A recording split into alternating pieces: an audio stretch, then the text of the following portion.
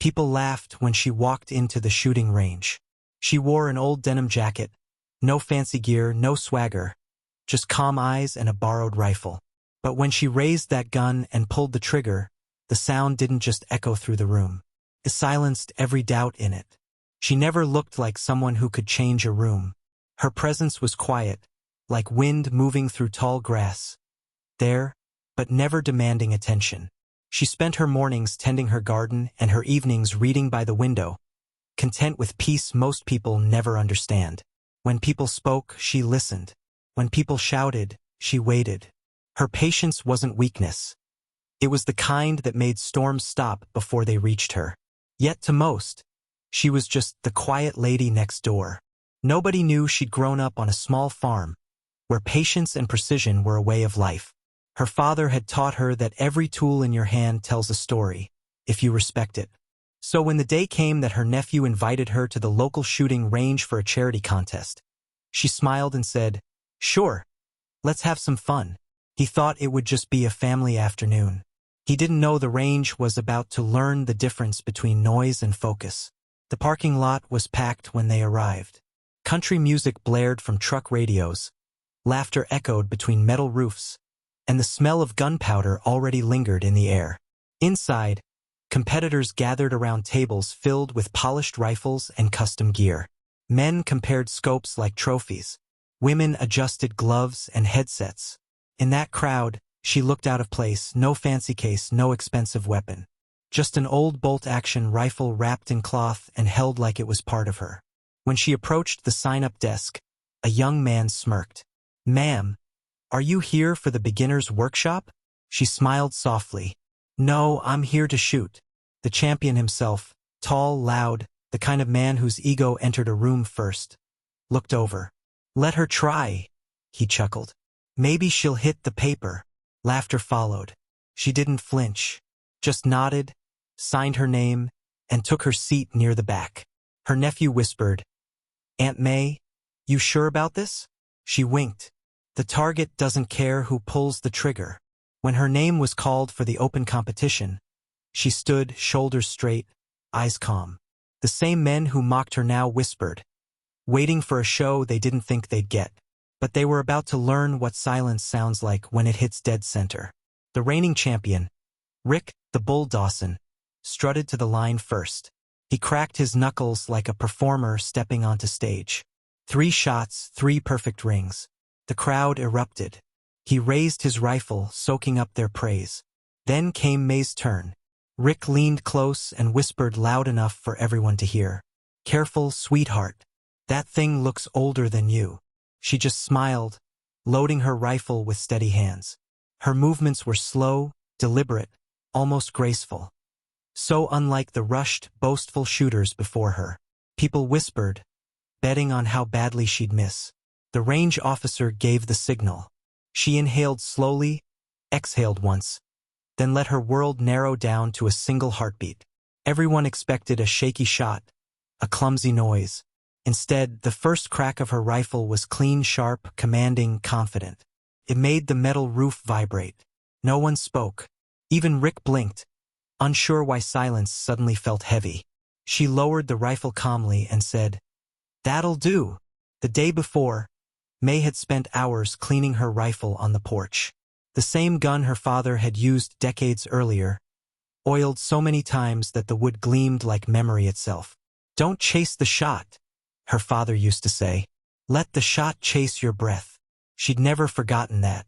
So when she arrived at the range, she wasn't there to win. She was there to remember.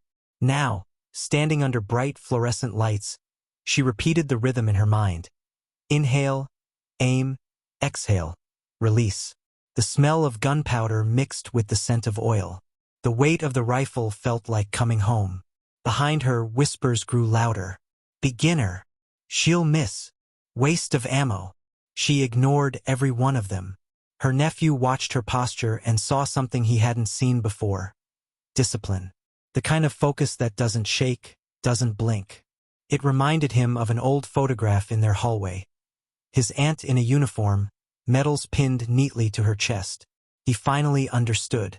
When the buzzer sounded, She lifted the rifle without hesitation. The barrel stayed steady, her shoulders still.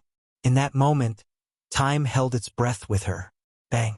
The echo rolled through the room like thunder chasing light. The target stopped swaying. A perfect hole sat dead center. For a second, nobody moved. Then came the murmurs. "No way!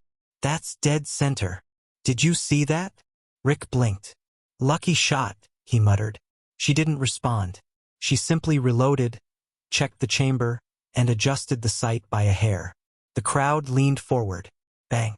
Another bullseye. The tension snapped into shock. The scoreboard lights flickered, new high score. 2 perfect shots in a row. Rick tried to laugh it off, but his voice cracked. "Good start, Grandma. Let's see you do it again." Bang! The target tore exactly through the same hole. Triple bullseye. Range record shattered. The room fell silent. The only sound was her calm exhale. She lowered her rifle and turned slightly, eyes meeting Rick's. "Guess it's not luck after all. No arrogance. No gloating. Just quiet truth." And for the first time, the champion didn't have a word to say. The officials hurried to the target board, double-checked, then triple-checked. It wasn't a mistake. 3 perfect hits, 1 ragged hole. A record untouched in 10 years, now broken by a woman no one had noticed an hour ago. Spectators crowded closer. Phones came out. Cameras clicked. The crowd that once laughed now stared like they were seeing something sacred. Rick stepped forward, jaw tight. "Run it again," he demanded. She shrugged. "Sure. For more rounds. For more perfect scores." The head judge lowered his clipboard. "That's the cleanest series I've ever recorded." The applause began slow, then rolled across the room. Rick's pride deflated in front of everyone. His hand shook when he tried to reload. His next shot missed the ring entirely. She leaned toward her nephew and whispered, "Never let noise throw your aim." He nodded, realizing that lesson wasn't about guns, it was about life. When she finally stepped away from the firing line, people made room for her like they would for royalty. Not because she demanded it, but because she'd earned it without saying a word.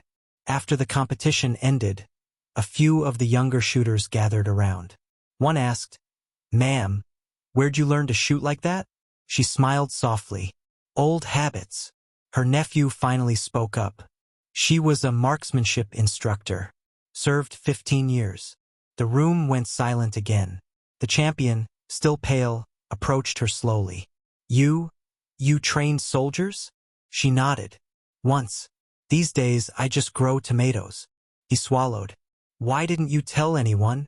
"Because respect isn't something you ask for," she said. "It's something you earn every time you pull the trigger." She didn't mean it like a threat. It was a truth so simple it stung. As people thanked her, she only smiled, packed up her rifle, and patted the wooden stock once. Same gun, same lesson. The target doesn't care about trophies. Then she slung the rifle over her shoulder and walked out under the afternoon sun, leaving behind a range full of people who just met humility for the first time. Weeks later, the range hung a photo of her near the scoreboard, 3 clean holes, 1 name. Rick stopped mocking beginners. He even started helping new shooters adjust their aim, often saying, "Don't rush the trigger. She taught me that." Her nephew took up shooting too, not for glory but for focus. Every time he held a rifle, he remembered her words. The calm behind the noise wins every time. She never returned for another contest. Didn't need to.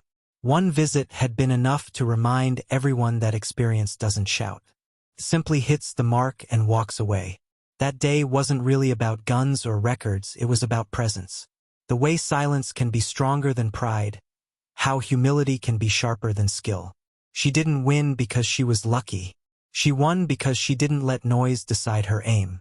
The range still remembers her name, not as the woman who broke the record, but as the one who taught them that confidence doesn't need an audience. So, the next time you see someone quiet, don't mistake it for weakness. You might be standing next to someone who's already mastered the target you're still aiming at. Tell me, have you ever seen someone humble prove the loudest point without saying a word? Because sometimes the strongest echo comes from the quietest shot.